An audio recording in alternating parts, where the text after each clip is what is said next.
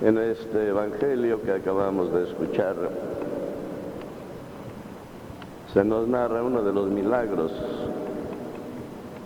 más sorprendentes, más profundos de los que Dios nuestro Señor realizó estando entre nosotros. Se nos dice que con solamente 5 panes y 2 pescados, y con su sola palabra, dio de comer a más de 5,000 personas hasta saciarse, lo que nos indica que han de haber sido más de 10,000 panes, más de 5,000 pescados, los que nuestro Señor tuvo que hacer que aparecieran. A este milagro lo conocemos como la multiplicación de los panes, pero más bien es la creación de esos panes y de esos pescados, porque Dios nuestro Señor, sin tener nada a la mano, aún prescindiendo de aquellos pescados y de aquellos panes, Él hubiera hecho que aparecieran aquellos 10,000 panes. Esos 5 panes y esos 2 pescados, de ahí no salieron todos los demás. Ese es punto aparte. Ellos se quedaron aparte. Él hizo que aparecieran esos 10,000 panes, esos 5,000 pescados, con su sola palabra, lo que nos indica que lo hizo de la nada. No tenía nada a su alcance para hacer aquello. No tenía ni harina, ni agua, ni sal, ni azúcar, ni levadura, nada tenía. Él simplemente invocó a su Padre Celestial, como nos decía, e inmediatamente se multiplicaron o aparecieron aquellos panes para que comiesen más de 5,000 personas. El milagro se debe solamente a Dios. Nadie puede hacer algo de la nada. Nadie, sin tener los recursos de algo, puede producir algo. Solo Dios. Y nos recuerda que en el libro del Génesis se nos dice que Dios hizo todo de la nada. Con su sola palabra apareció el universo. Con su sola voluntad apareció todo cuanto existe. Con su sola voluntad apareció la vida en todas sus formas. Con su sola voluntad aparecimos nosotros, los seres creados, con inteligencia, con voluntad, con sentimientos, con toda la riqueza que Dios nos ha dado en la persona que llevamos en nosotros mismos. Cada uno, un individuo distinto, una personalidad distinta, siendo que hay millones y millones y millones de seres humanos. ¿No nos parece eso un milagro? Igualmente, pues todo ello apareció de la nada. ¿Y quién conoce la nada para decir cómo esa nada origina todo? Pues esa nada no la conocemos, porque esa nada es en último término Dios mismo. Es el Espíritu que no podemos ver. Es el Espíritu de Dios. Es esa nada que con su palabra hace que todo venga al ser, se materialice. Pues en esa misma forma aparecieron esos panes y esos pescados de la nada.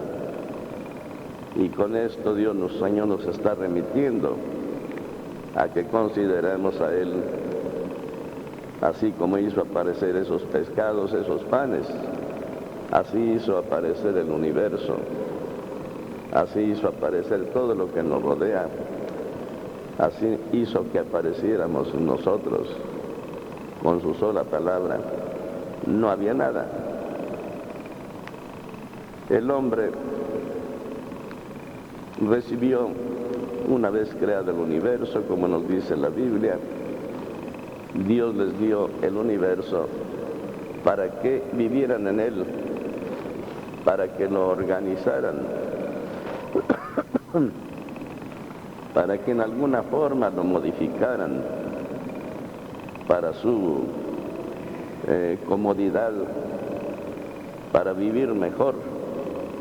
Y eso es lo que hace el hombre con todo lo que Dios Señor le ha dado en su entorno, modificarlo, hacerlo accesible para vivir mejor, porque así lo quiso Dios.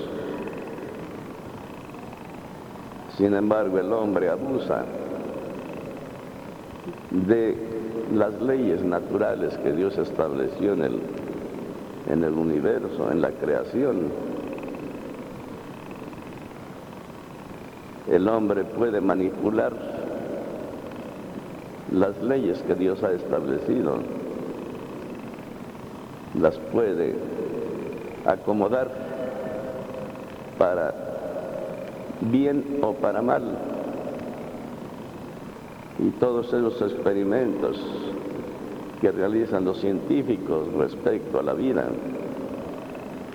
a clonar y a querer hacer tantos experimentos con la vida, ciertamente no están dentro de las leyes de la creación, y tarde que temprano se verán resultados nefastos con esos experimentos que no son según la voluntad de Dios, sino que ya están manipulando para mal todo aquello. Repite, el hombre no crea las cosas de la nada, solamente las va manejando, las va manipulando. Él no es creador, él no es Dios, el hombre no es Dios. Podemos pensar en un artista que hace sus grandes pinturas y que distorsiona las figuras para dar rienda a su imaginación, y así ya no presenta la realidad de cómo son las cosas, sino que las distorsiona según su imaginación. Así se las afigura él, como esos pintores modernos como Picasso, que presentan una realidad distinta de lo que es con sus figuras distorsionadas. Eso existe solamente en la mente de los artistas, pero eso no es verdadero. Lo verdadero es lo natural, lo que vemos, lo que está establecido. Lo demás es manipular, pero no que tenga un valor verdadero eso. Y sin embargo vemos cómo cuestan cientos de millones de pesos esas obras, esas pinturas distorsionadas. Igualmente podemos pensar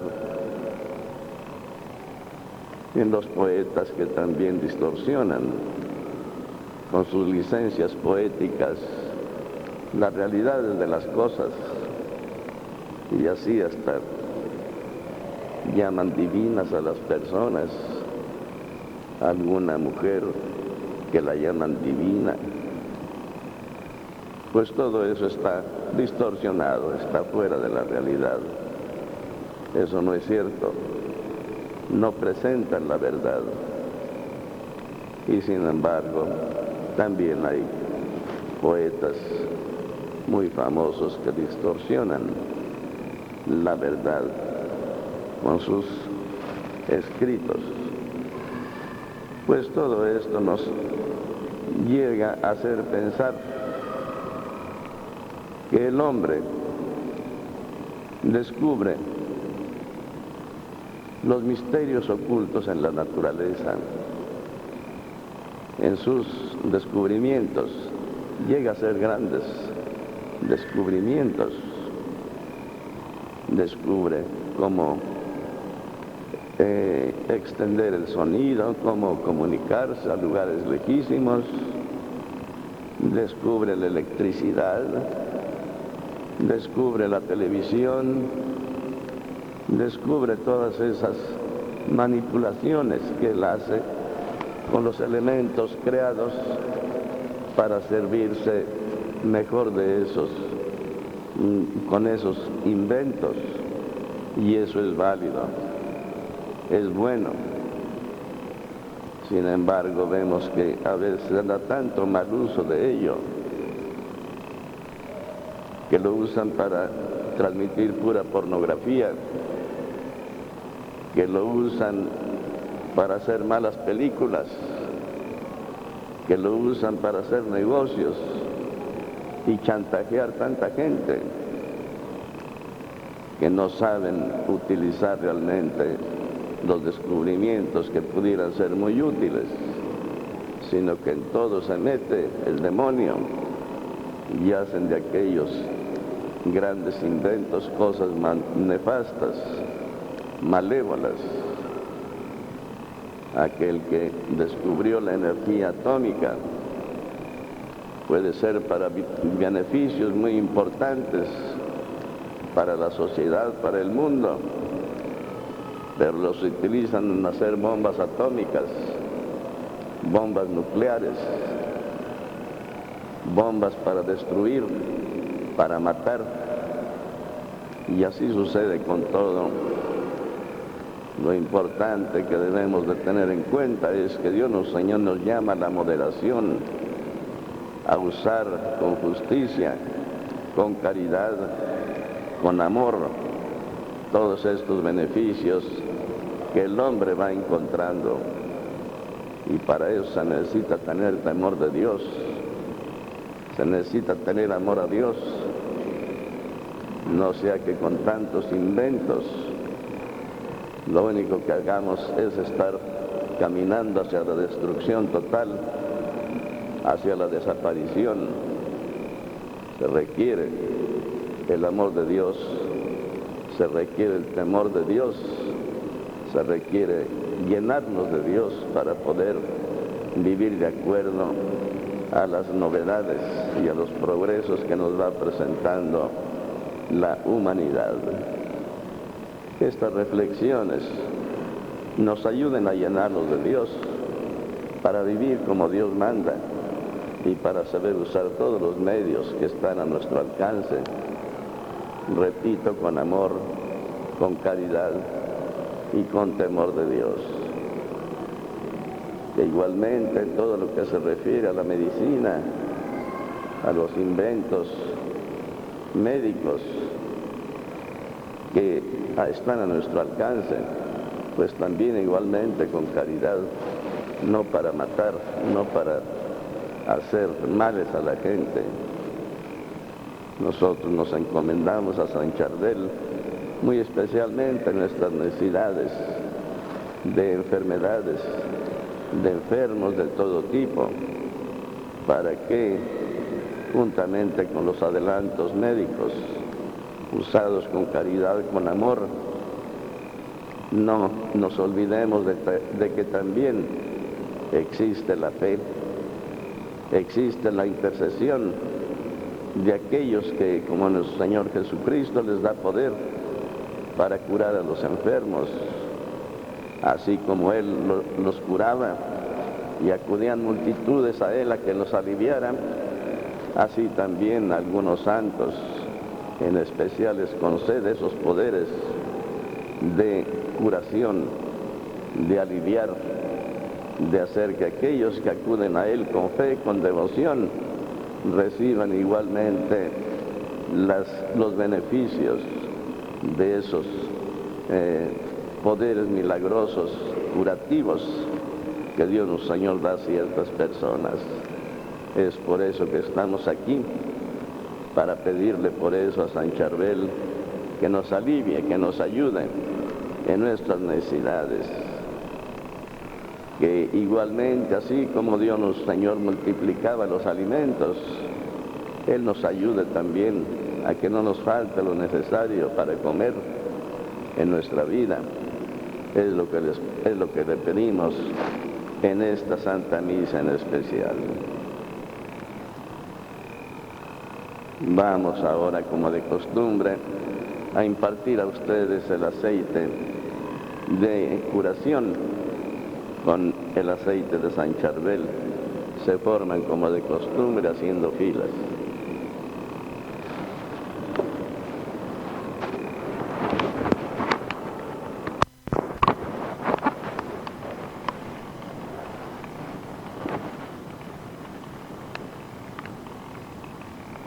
Nuestro Señor,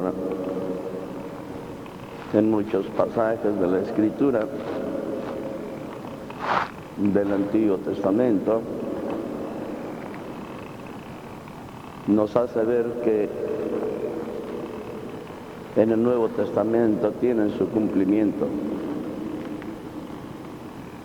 y tienen su cumplimiento en la persona de Él, como dándonos a entender que todo el Antiguo Testamento iba preparando el mensaje para que se realizara una vez llegado Él al mundo. Con frecuencia dice, ese pasaje se refiere a mí, hablando del Antiguo Testamento. Y hoy nos dice que ese pasaje del profeta Isaías, que nos dice, el Espíritu del Señor está sobre mí, porque me ha ungido para llevar a los pobres la buena nueva, para anunciar la liberación a los cautivos, la curación a los ciegos, dar libertad a los oprimidos y proclamar el año de gracia del Señor. Hoy mismo se ha cumplido en mí. Si todo el Antiguo Testamento habla ya de Jesucristo, del Mesías,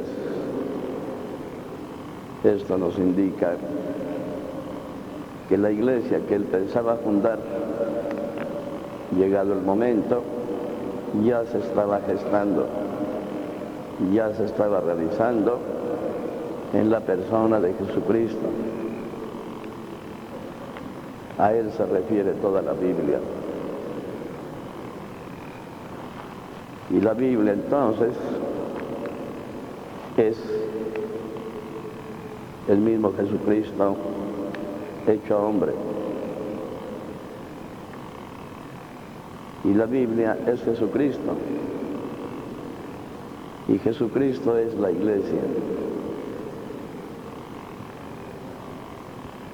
Entonces nosotros, ¿qué somos dentro de todo esto? Nos lo dice muy claramente el apóstol en la lectura que acabamos de escuchar. Somos miembros útiles dentro del programa establecido por Dios para la realización del hombre, en el que no todos tienen el mismo oficio, en el que no todos son iguales, sino que es una diversidad grandísima. Así como uno es zapatero, otro es carpintero, otro es comerciante, otro es industrial. Todos tenemos un llamado a realizarnos dentro de la sociedad y dentro de la iglesia. Y mientras mayor es la diversidad de oficios y de trabajos, más rica es la sociedad y más importante. Así vemos ciudades muy diversificadas, donde uno encuentra lo que busca, donde no tiene que desplazarse a lugares lejos para encontrar el objeto o lo que necesite para su beneficio, porque todo está más o menos en la misma ciudad, en el mismo pueblo. Pues esa es la riqueza de la iglesia. El apóstol la compara al cuerpo humano, no por el hecho de que yo no sea ojo, voy a tener menos importancia en el cuerpo, por ser yo mano, por ser pie, por el hecho de no ser la cabeza, voy a tener menos importancia por el hecho de que yo soy el corazón, soy el hígado, soy los riñones. Todo está plenamente calculado en la inteligencia divina. Todo concurre para el bien común. Todo en el cuerpo nuestro trabaja para mantener vivo el organismo, para mantenerlo sano, para mantenerlo íntegro. Y todos tienen importancia, porque no vamos a salvarnos solamente en el corazón, o no se van a salvar los brazos,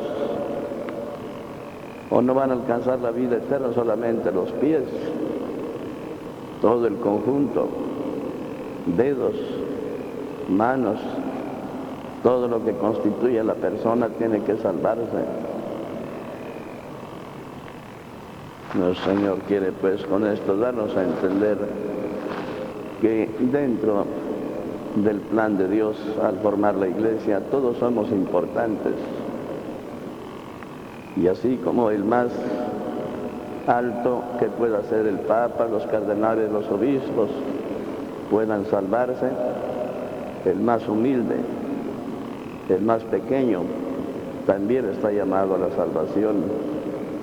Y en esa salvación nos dice que el último va a ser el primero, que ahí ya no hay rangos.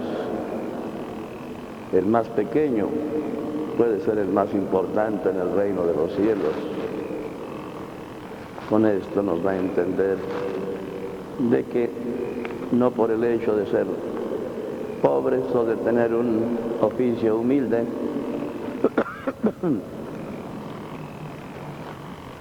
en la otra vida vayamos a seguir siendo de poca importancia. El Señor nos repite continuamente: de los pobres, de los humildes, de los sencillos es el reino de los cielos, para que no nos desanimemos de trabajar por alcanzar esa meta, ese fin de nuestra salvación, y sobre todo buscar ser iglesia. La iglesia, no pensemos que son los sacerdotes, los obispos. La iglesia la constituimos todos los que hemos recibido el llamado de Dios al bautismo, a la fe, a vivir en su comunidad. Todos nosotros somos la iglesia. Tampoco la iglesia son los edificios, las catedrales. Esas son piedras muertas, son materia. Y Dios, el Señor, nos repite que en la materia no está la iglesia. La iglesia está en la conciencia viva, en los seres vivos, que la constituimos, que la formamos y que nos identificamos con la Biblia y nos identificamos con Jesucristo. El que se identifica con la Biblia y con Jesucristo, ese es iglesia.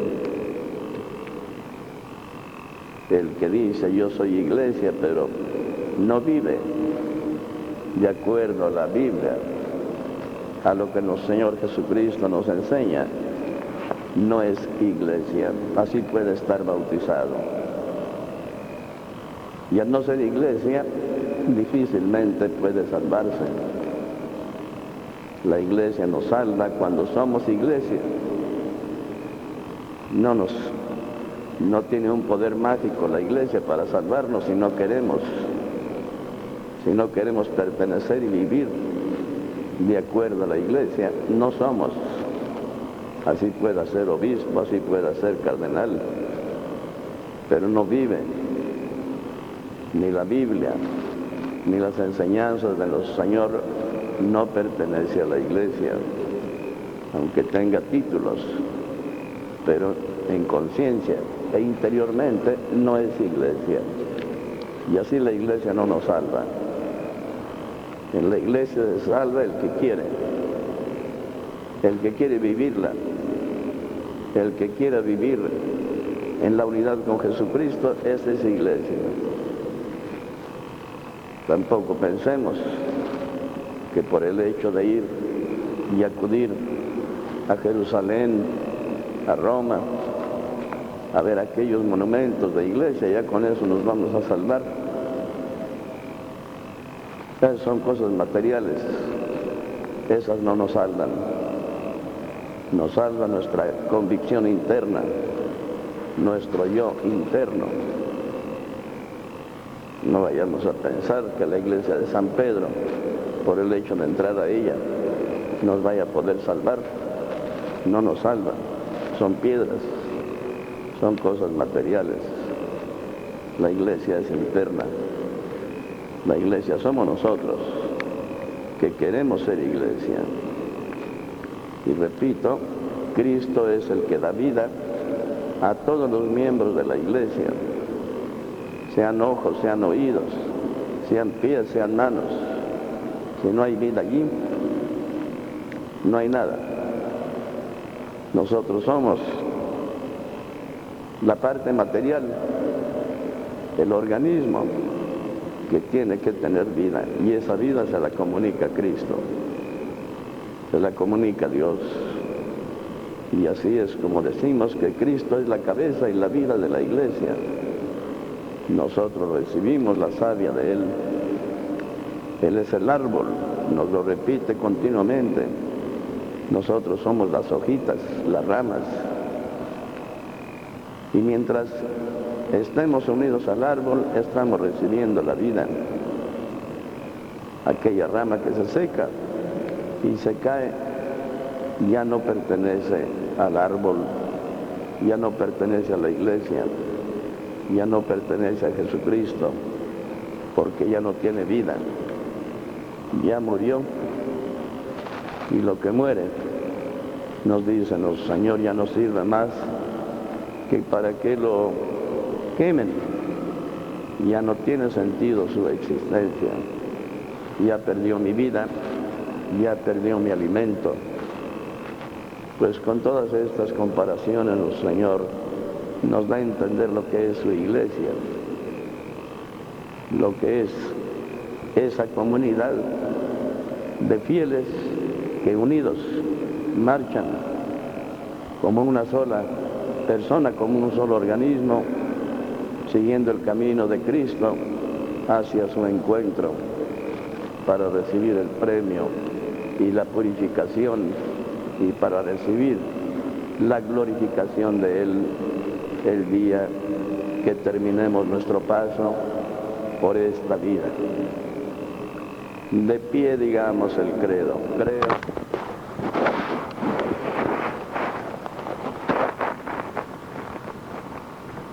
El inicio de la Cuaresma significa arrepentimiento y significa conversión.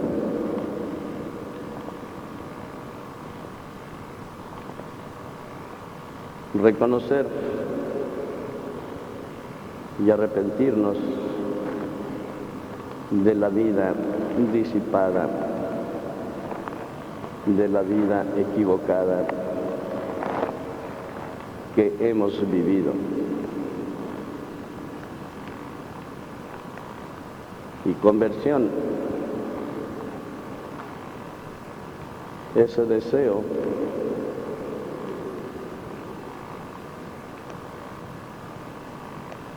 de que una vez que quedemos limpios de la vida pasada,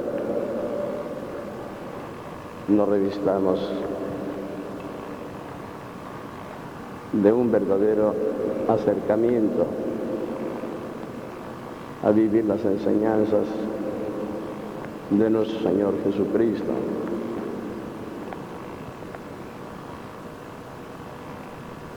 Nuestro Señor nos dice muy claramente que el sacrificio, la penitencia que Él quiere de nosotros, no es que nos impongamos penitencias personales, físicas, sino que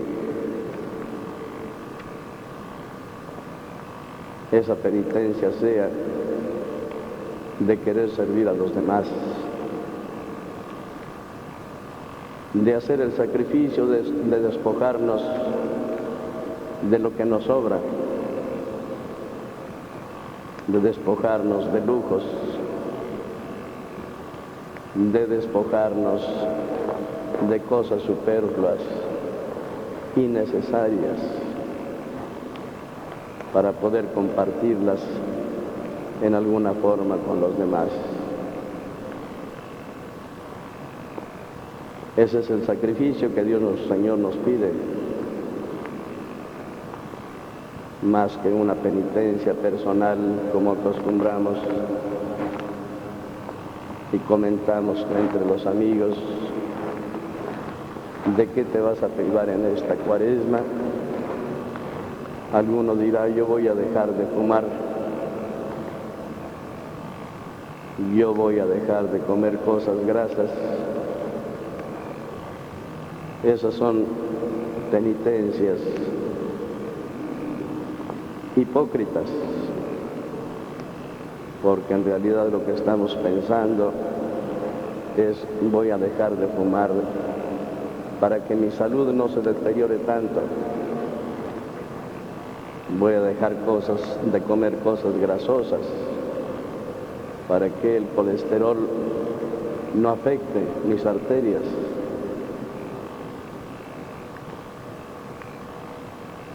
Esas son penitencias físicas nada más y que redundan en nuestro bien personal físico. Esa no es la penitencia que Dios quiere, nos dice muy claramente. La penitencia es servir a nuestros semejantes, estar dispuestos a vivir el amor de Dios hacia nuestros hermanos, sin esperar que la gente nos esté mirando lo que hacemos, porque hay mucho de ello. El egoísmo, el deseo de que nos vean que hacemos alguna obra buena, es allí queda y no redunda en nuestro bien. Esos ya recibieron su recompensa, nos dice nuestro Señor. Vivir la caridad y el amor de Dios, hacer el bien a nuestros semejantes, por amor a Dios, ese nos recompensa solo. Solita llega la recompensa de Dios a nosotros en alguna obra buena que hacemos. No pensemos al hacer una obra buena y digamos, a lo mejor Dios ahorita no me está viendo, mejor no la hago. Otro lo hará, lo voy a hacer a la luz del día a plena luz para que me vea Dios y me dé mi recompensa. Lo que debemos de tener bien claro es que en lo que hagamos, ahí está Dios ya. Alguna obra buena que realicemos, ahí automáticamente apareció Dios en nosotros. El que permanece en la caridad, en el amor, permanece en Dios y Dios está en él. Nuestra misión es plasmar en nosotros la imagen de Dios, realizar a Dios en nosotros. Ese es en último término el cielo, la identificación plena con Dios en el sobrenatural. Pero ahora ya nos estamos identificando en la medida que podemos y queremos que Él aparezca en nosotros. Cuando nosotros hacemos alguna obra de caridad, y allí apareció Dios en nosotros. No necesitamos decirle, Señor, ¿me estás viendo? Automáticamente nosotros ya está Dios en esa obra que realizamos, y al estar Dios en nosotros nos vamos identificando, como si dijéramos, estamos haciendo que Dios nazca en nosotros, para ya no ser dos, sino uno solo, Dios en mí y yo en Dios. Eso es lo que se realiza cuando vivimos el amor de Dios. Ya no somos dos, ya Él está presente en nosotros y nosotros en Él. En eso no nos hemos puesto a pensar. Pero si lo hacemos de manera hipócrita para que nos vea la gente, esa obra de caridad no trasciende, no nos transforma, no hace que Dios nazca en nosotros. Seguimos siendo los mismos. Nada pasó en nosotros. Cuando lo hacemos por que Dios nuestro Señor aparezca en nosotros, esa es la obra que cuenta, la que nos identifica con Dios. Y esa acumulación de obras de amor, de caridad, esas allí se quedan. Y lo que debemos de preguntarnos, ¿hasta qué punto voy en la perfección de mi persona? En que Dios viva en mí y yo en Él. 10%, un 20, un 30, eso allí se queda. Esa transformación nuestra en la divinidad permanece. Dios está en mí y yo en Él. Ya no somos dos. Ya yo soy una identidad con Dios, en la medida que lo quiera. Mientras más quiera que Dios viva en mí, más debo esmerarme en practicar el amor, porque el amor es Dios, la caridad es Dios. Él así se define. Podemos pensar en que Dios es el creador de todo cuanto existe, en que Dios es el ser único, el Espíritu, el que da origen a todo cuanto existe. Ese es el Dios creador. Pero a ese deseo de Dios de dársenos, de crearnos, de participarnos su gracia, sus bendiciones, sus dones, a eso le llamamos amor. No es difícil entender lo que es el amor. Tú date a los demás y eso se llama amor. Dios se da a nosotros desde el momento en el que nos trae a la existencia, y ese es amor. y todo lo que nos sigue dando, hasta llamarnos a la unidad plena con Él en la vida eterna, todo eso le llamamos amor. Nosotros llevamos el Espíritu de Dios en nosotros, no podemos ser distintos de Él. Nosotros también nos realizamos en el amor, en ese deseo de servir y darnos a los demás. Es todo el sentido de la existencia. Es el sentido del Espíritu que Dios nos ha dado. Nosotros podemos decirle a Dios, llevo tu Espíritu, pero no quiero vivirlo. Yo quiero ser yo y nada más. En ese momento rompemos con el Espíritu Divino en nosotros. Y sabemos que lejos del Espíritu Divino, nada somos. Esa es la muerte, la separación de Dios. Es el infierno. Una conciencia de una existencia inútil y sin sentido. Y la desesperación y la angustia de no poder dejar de ser ni existir. No queremos vivir para Dios, estamos muertos. Queremos vivir el Espíritu de Dios, entonces tenemos vida. La ausencia de Dios en nosotros es la muerte, es el pecado, es el demonio, es el infierno. El que no está en la unidad conmigo, en mi espíritu, es esa rama que se cae del árbol y ya no recibe mi vida, ni savia, y se seca. Y ya no sirve para nada más, para que se seque y la quemen.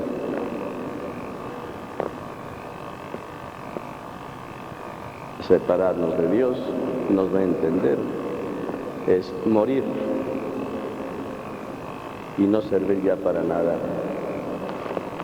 Frustrar el sentido de nuestra existencia por la obstinación, por el egoísmo de querer vivir únicamente para nosotros mismos y renegar de Dios porque no queremos dar nada a los demás. No nos interesan, hasta nos molestan. Vemos a algún pobre andrajoso por ahí, hasta quisiéramos darle un aventón, una patada. Nos molesta su presencia. Así somos.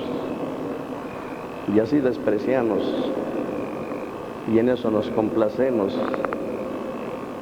Y hasta presumimos de nuestra soberbia ante los demás, de humillar, de hacer menos a los que nos rodean, porque así nos sentimos importantes y sentimos que hasta recibimos el aplauso de aquellos que nos admiran dentro del compadrazgo. Qué valiente eres, compadre.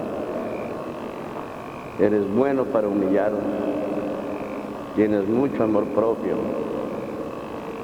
tienes mucha ley, no te dejas de nadie. Mientras más humillas, más importante eres.